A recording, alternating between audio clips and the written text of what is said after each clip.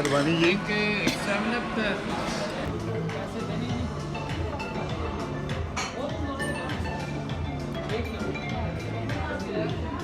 ਸੱਚਾਈ ਸਾਹਿਬ ਕੋਈ ਨਹੀਂ ਇਹ ਉਹ ਫਿਲਮ ਹੈਲੋ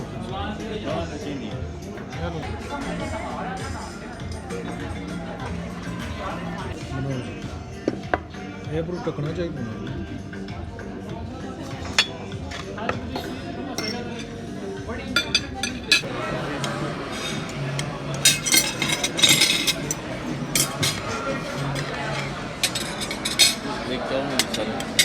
ਮਿਹਰਬਾਨੀ ਜੀ। एक 7 अप